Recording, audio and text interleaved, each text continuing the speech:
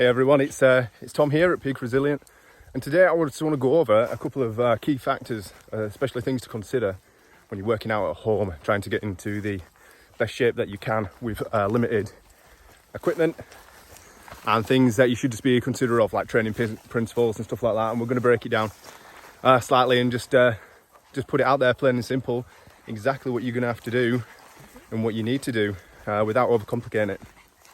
So first and foremost, when you're training at home, the thing that is, I would say, is probably the most important thing is you need to find a style of training that works well for you, something that you enjoy doing. Because there's no point doing it if you don't enjoy it, and if you don't enjoy it when you're at home, it's a lot easier to think, I'm going to give it up today. So you need to find a style of training that works really well for you, something that you enjoy doing and keeps you motivated and coming back for more. And what I mean by this is, like, bloody flies are wild. So what I mean by this is that, especially for me and my wife, when we're at home and we're training and we're doing our kettlebells, she really enjoys things that involve time-based workouts. So she doesn't enjoy straight sets and reps. For example, she wouldn't like to do just sort of like four sets of 6 repetitions and just do like shoulder presses for 4 sets and then like 6 repetitions of shoulder presses. That sort of thing she gets bored of doing, and she does lack motivation to do it. Whereas if we have all of our workout in a circuit, so we have like shoulder presses, like mixed with squats, rows and deadlifts, 4 exercises, and we were to do the 6 shoulder presses, the 6 squats, the 6 rows, and then the 6 deadlifts and stuff like that, and counted that as like 1 set and 1 round, and we did it that way, and then did 4 sets of it like that, she would enjoy that more because there's a bit of variety in the movements, and it does add a little bit more of it's a giant set basically, but it adds a little bit more of the fun factor, and she doesn't get bored, which is why near enough all of the workouts that I program, write and design at home are all based around some sort of time, very CrossFit style workouts, every minute, on the minute, as many reps as possible, as many rounds as possible within a set time for it, 4 times. So you could have, say if you've only got 15 minutes, you could set like in as many rounds as possible within 15 minutes.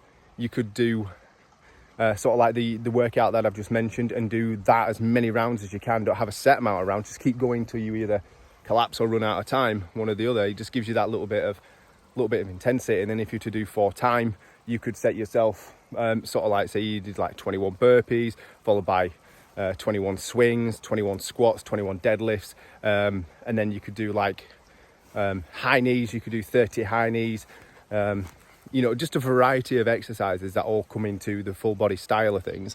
You could blend all these together and do it 4 time. We'll start with the doggies.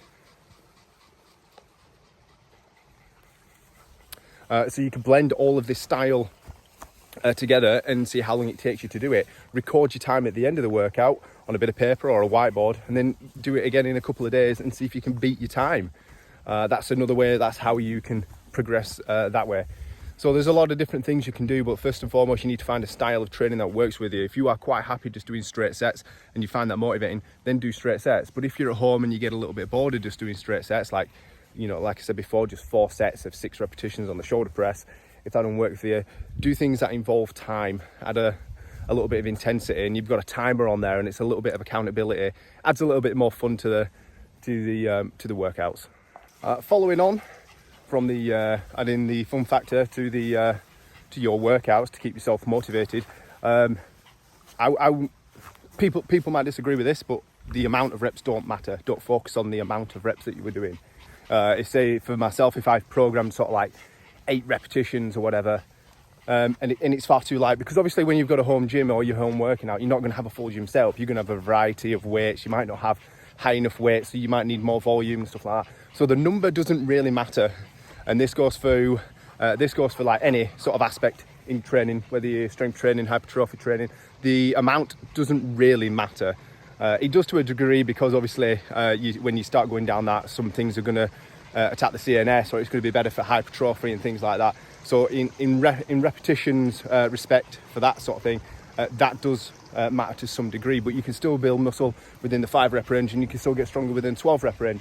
So I wouldn't get too hung up at first when you're starting out working out at home.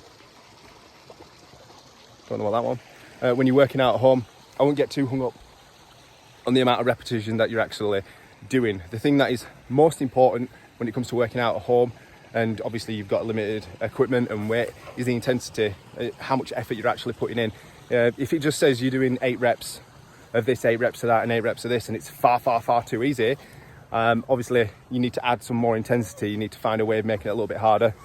Yeah, so you'll either have to increase the weight or add some sort of a resistance band to make it a little bit more intense, or you're just going to have to increase the number a little bit, because obviously we want some intensity. So you either do the exercise for a little bit longer. If I've programmed, sort of like, 10 reps in 10 reps, 10 reps, 10 reps, 10 reps of like different exercises, every minute on the minute, or AMRAP, as many rounds as possible, and you're finding it really easy because obviously the weight's quite light, you want to increase the number to say like 12 or 15 repetitions, add a little bit more intensity. Like I say, when it comes to home workouts, the actual amount of repetitions isn't going to be the main focus. It's going to be how hard you push yourself and the intensity of it if you want to make some changes.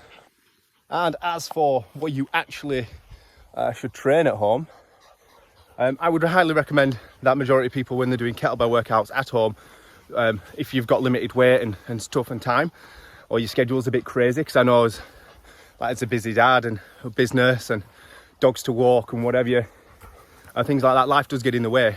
We have horse riding, we have gymnastics and stuff like this. I'm usually up at 4, half 4, take dogs out for a good run and what have you, and then we've got kids at bedtime, and I know that's not an excuse, but sometimes life does get in the way, and if it gets in the way too much, it can cause a little bit of issues and a little bit of unbalance in the training. So I highly recommend that you focus on full body workouts, full body conditioning, full body AMRAPs, stuff like that, working multiple muscles within one set, so you're getting a lot of bang for your buck within the workout and the time frame you've got. So I would ideally recommend possibly, my workout at the moment, every other day. We'll do Monday, we'll do Wednesday, then we'll do Friday, Monday, Wednesday, Friday, Sunday, skip the day, Tuesday, Thursday, and we'll alternate, and we'll try and do it every other day. The full body workouts usually consist of, obviously all the good stuff, making it more intense. Like sometimes if we've got too light of a kettlebell for an exercise and we're doing squats, I'll adjust that, and I'll do split squats. More intense, more stability, adding another factor to it. Dogs are just being wild as usual. So yeah, adding a little bit of intensity to it, but I highly recommend you do full body workouts. Obviously mine, sometimes I will do an upper or a lower emphasis, whereas we do, one day we'll do like sort of 3 heavy things on legs, and then 2 light things on the upper. Then the next day we'll do 3 heavy upper exercises, followed by 2 light or easier variations on the legs. So it's all about balance, finding what works for you. 3 to 4 times a week is going to be more than enough. Mixing that in with some walking, good eating, you'll start seeing some changes. Another key factor or principle that I think you should understand if you're going to be working out at home and trying to make the most of it is understanding the basics of how the metabolism will work. It's quite a complex thing to understand in its entirety, but at the same time you just need to understand the basics, and that'll be more than enough for the general population.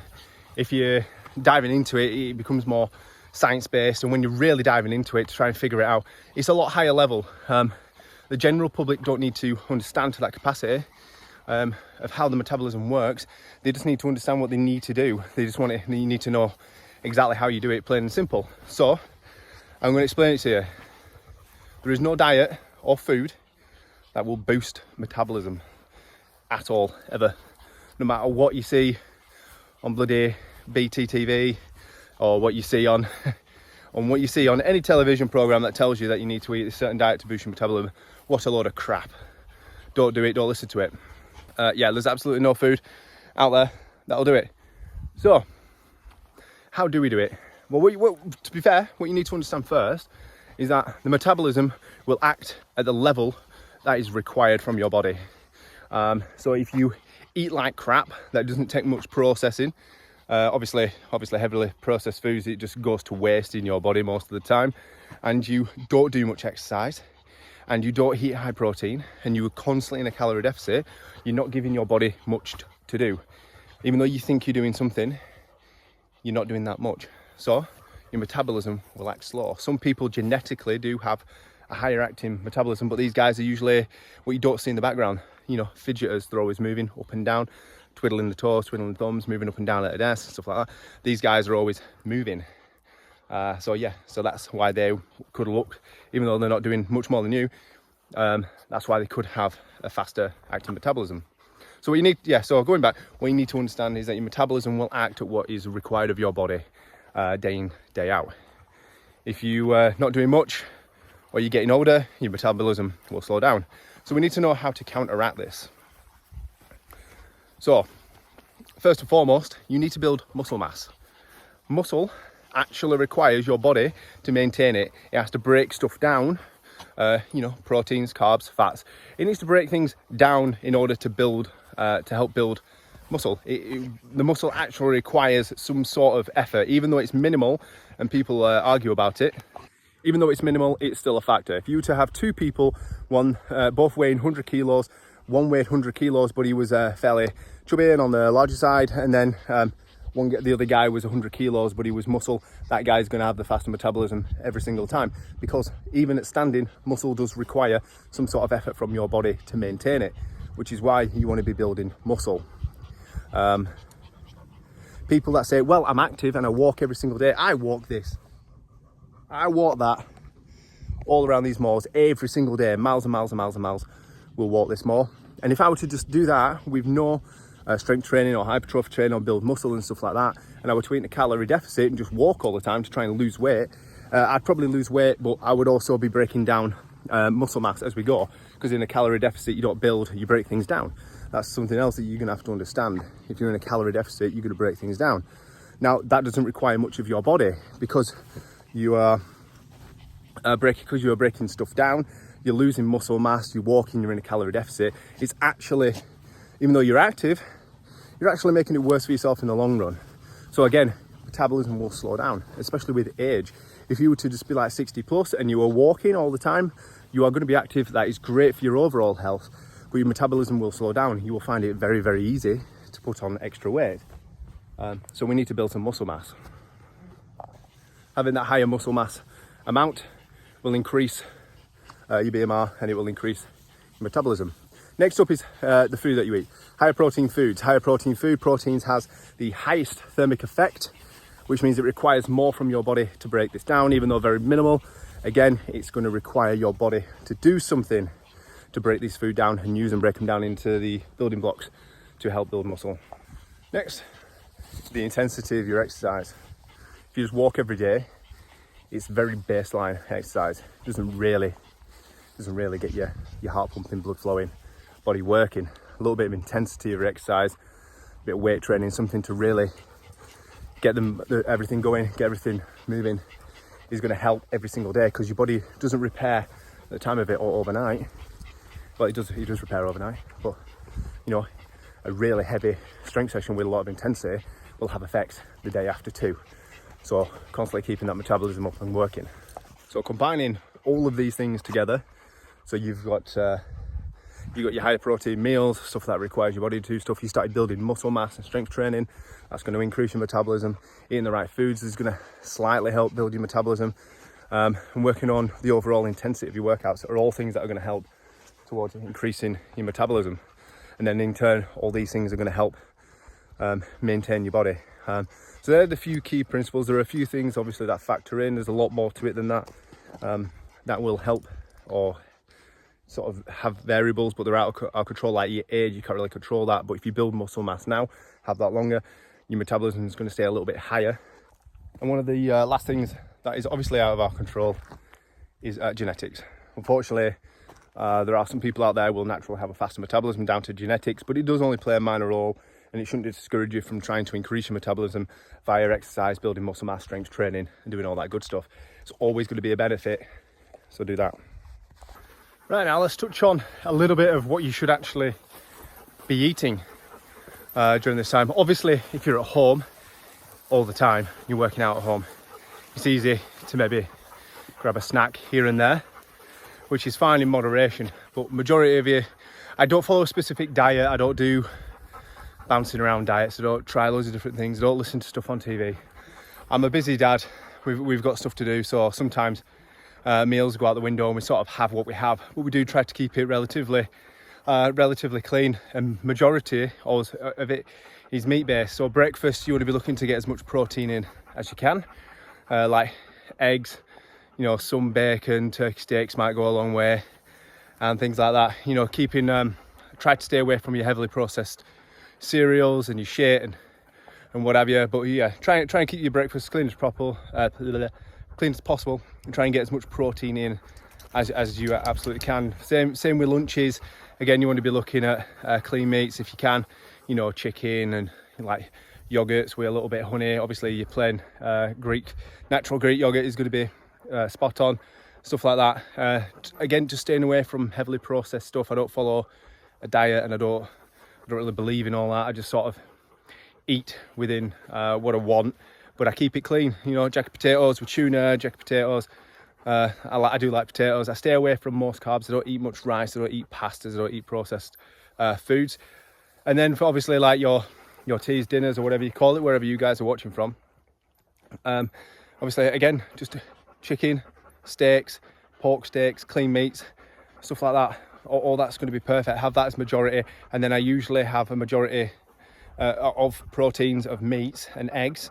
I have a lot of eggs, and then side that with like a small portion of vegetables, a small portion of carbs. We don't, like I say, we don't have too many carbs because that's just personal preference for me. I do absolutely fine with limited carbs, and then we'll just have like a small amount of vegetables, small amount of fruits, different fruits. Because there's like at the moment, I mean, I'm speaking to somebody else and they were on a diet where it was recommended that it's high protein, but they're not actually allowed any fruit whatsoever on the diet because of the sugars in it. That's a load of crap. Nobody's ever got fat from eating a banana. There's worse things out there to have than fruit sugars, because they are natural sugars. So yeah, small portion of fruit, small portion of veggies.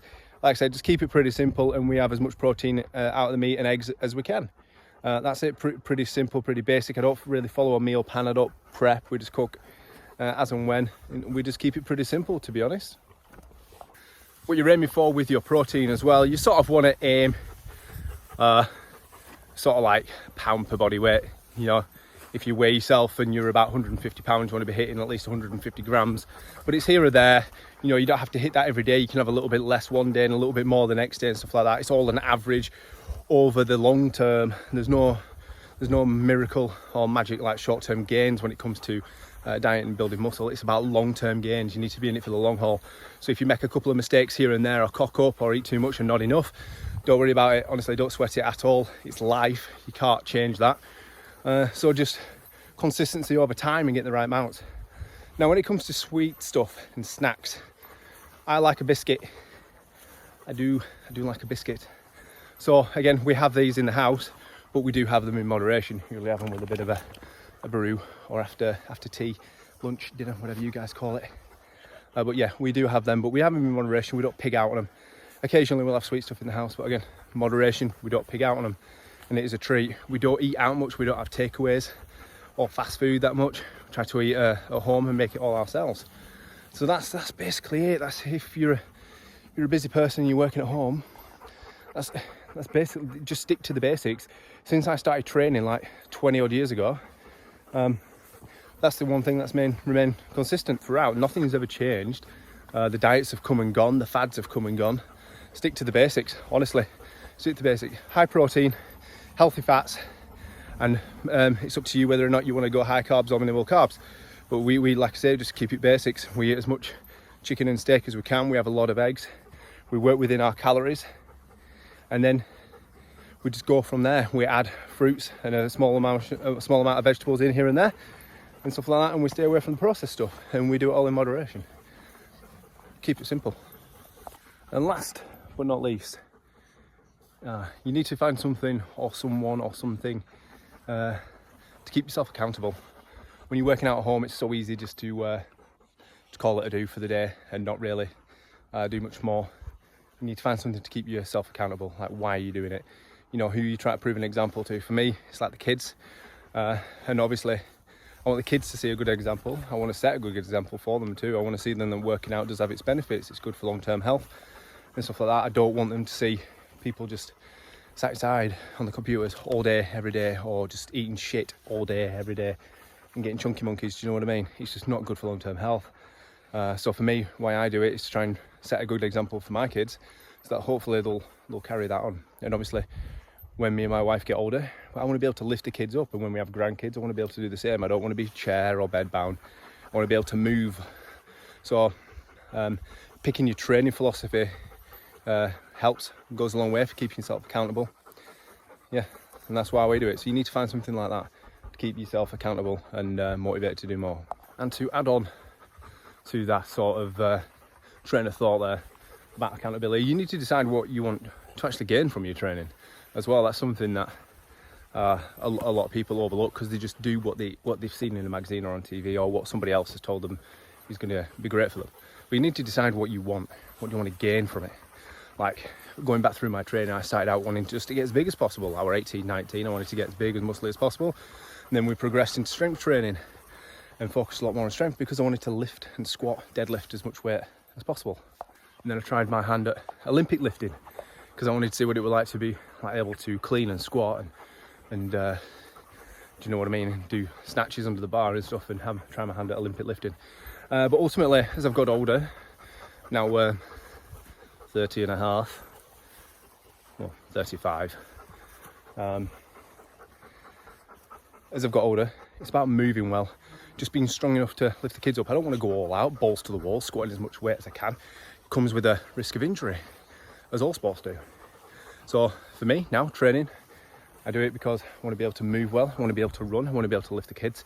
It's about functionality for me at this point. So I don't want to lift as much weight as everybody else. I don't want to be as big as everybody else. I want to be as jacked as everybody else, although it all comes with its benefits, don't get me wrong. But for me, I just want to lift, I want to look good, I want to feel good, and I want to be able to move good, you know, keep up with the kiddies. So yeah, something to think about.